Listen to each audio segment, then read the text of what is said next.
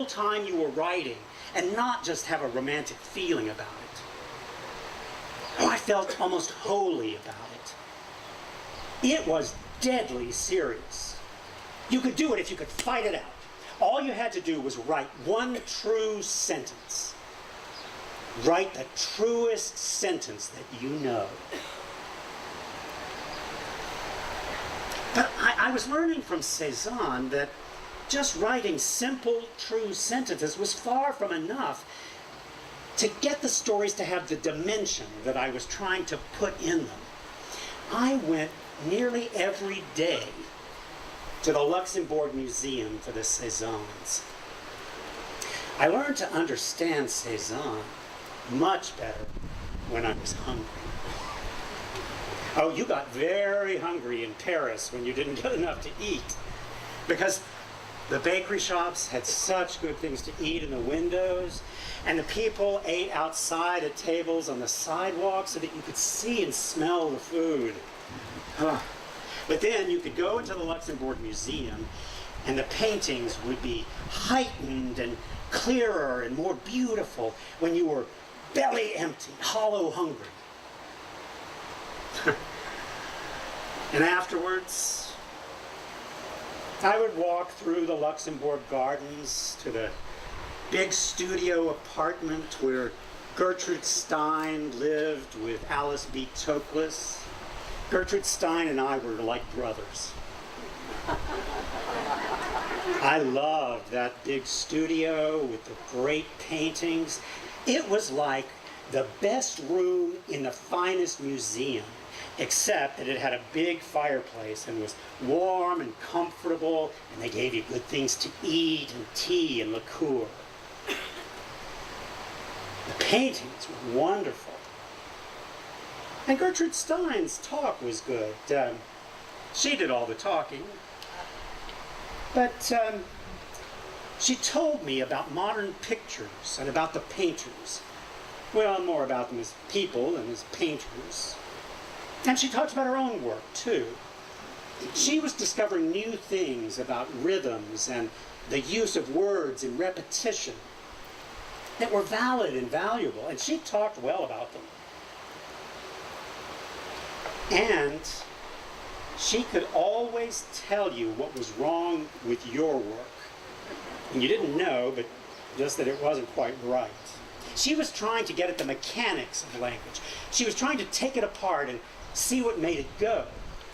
Now, she didn't always get it back together again. Now, she told me to cut a passage out of my story, Big Two-Hearted River. She said it was just remarks. Hemingway, Gertrude Stein said, sitting like she does in that portrait painted by Picasso, Hemingway, remarks are not literature. In that passage that she told me to cut, I had my character Nick Adams thinking to himself that he knew just how Cézanne would paint that stretch of river. Nick, seeing just how Cézanne would do the stretch of river and the swamp, stood up and stepped into the river. The water was cold and actual. He waded across the stream, moving into the picture. After I wrote that passage, I didn't want to leave that river. I could see the trout in the stream, the surface pushing and moving against the resistance of the pile-driven logs of the bridge. That story was about coming back from the war, but there was no mention of the war in it. The omitted part is what made the reader feel something more than they understood.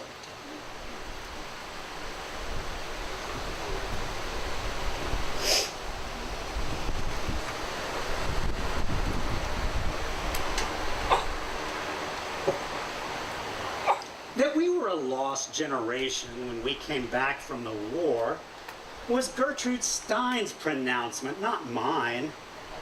Gertrude repeating something that she had heard from a garage keeper complaining about his apprentice mechanics.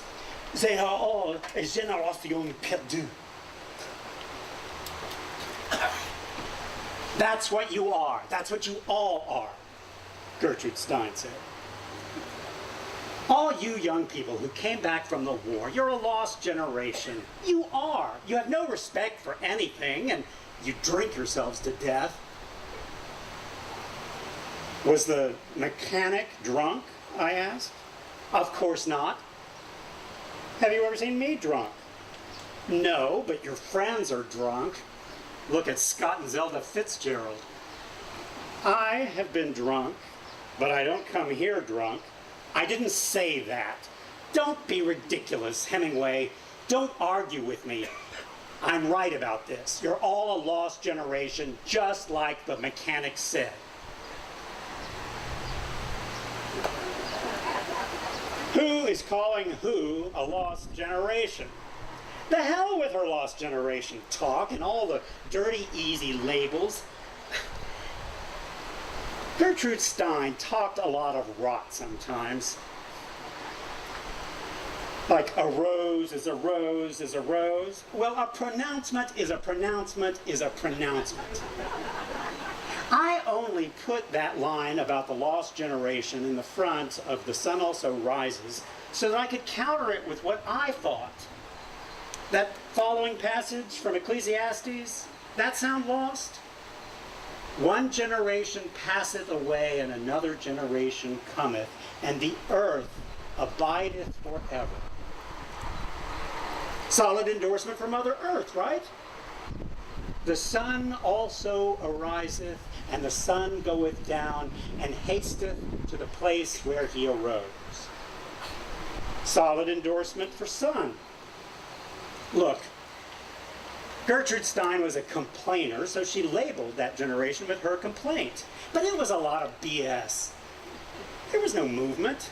There was no tight-knit group of pot-smoking nihilists wandering around in the wilderness waiting for mommy to lead them out of the Dada wilderness. What there was a group of people about the same age who had gone to the war and who were now writing or composing or whatever. And there were some other people who had not gone to the war and who either wished they had gone to the war or wished they were writing or boasted about not being in the war. None of the people I knew wore the silks of the lost generation or had even heard the label. Oh, we were a pretty solid mob. Now, the characters in The Sun Also Rises were tragic. The narrator, Jake Barnes, who'd been wounded in World War I. Lady Brett Ashley, who was an alcoholic nymphomaniac. And Robert Cohn, who had a chip on his shoulder because people at Princeton had looked down on him for being a Jew. They were tragic. But the real hero of the book was the earth. And you got a sense of its triumph in abiding forever.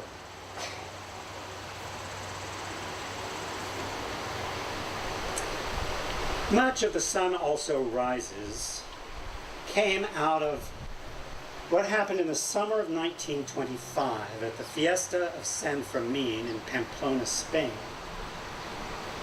Cadley and I had gone down there with a bunch of expatriates for the running of the bulls and the bullfights. Gertrude Stein had talked about loving the bullfights, and starting 2 years before that, in 1923, Hadley and I had started going down there when Hadley was 6 months pregnant. We figured that bullfights would be a stalwart prenatal influence.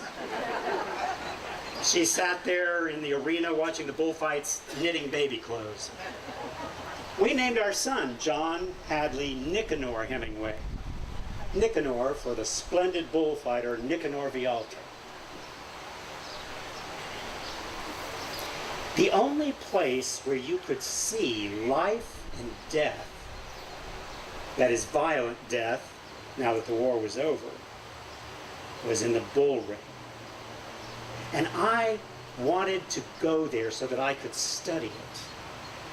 I was trying to learn to write, commencing with the simplest things. And one of the simplest things of all was violent death. I figured, and I found, that the most difficult thing was to put down what really happened in action. What were the actual things that produced the emotion that you experience? The sequence of motion and fact that made the emotion. The essence of the greatest emotional appeal of bullfighting is the feeling of immortality that the bullfighter feels when he's in the middle of a great one, and that he gives to the spectators. He is performing a work of art, and he's playing with death, bringing it closer, closer, closer to himself. The death that you know is in the horns. And he is giving the feeling of his immortality.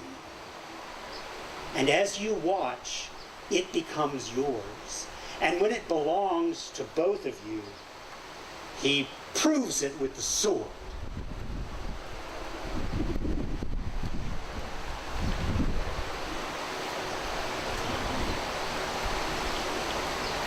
In this passage from The Sun Also Rises, it's the last day of the Fiesta of San Fermin. Pedro Romero is a 19-year-old bullfighter, about the same age I was when I was wounded in World War I. He was badly beaten up the night before in a fight over Lady Brett Ashley. He kept getting up and being knocked down repeatedly by his rival, Robert Cohn.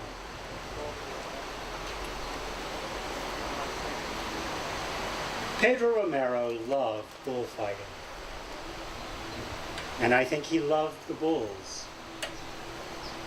And I think he loved Brett. Everything of which he could control the locality, he did in front of her all that afternoon. Never once did he look up. He made it stronger for himself that way, and did it for himself too, as well as for her. Because he did not look up to ask if it pleased, he did it all for himself inside, and it strengthened him. And yet he did it for her too. But he did not do it for her at any loss to himself. He gained by it all through the afternoon.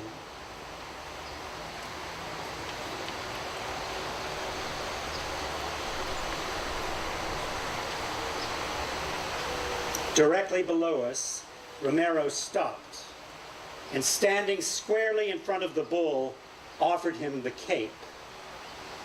The bull's tail went up, and he charged. And Romero moved his arms ahead of the bull, wheeling, his feet firmed. The dampened, mud-weighted cape swung open and full as a sail fills, and Romero pivoted with it just ahead of the bull. At the end of the pass, they were facing each other again. Romero smiled. The bull wanted it again, and Romero's cape filled again, this time on the other side. Each time he let the bull pass so close that the man and the bull and the cape that filled and pivoted ahead of the bull were all one sharply etched mass. It was all so slow and controlled. It was as though he were rocking the bull to sleep. He made 4 Veronicas like that, and finished with a half Veronica that turned his back on the bull and came away toward the applause, his hand on his hip and his cape on his arm, and the bull watching his back going away.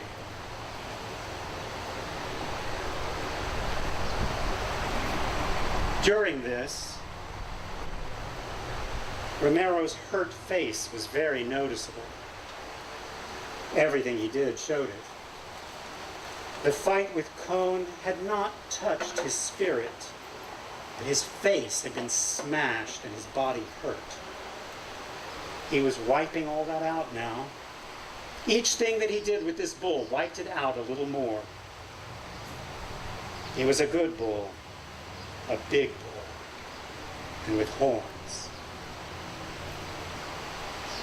It turned and recharged easily and surely. He was what Romero wanted in a bull.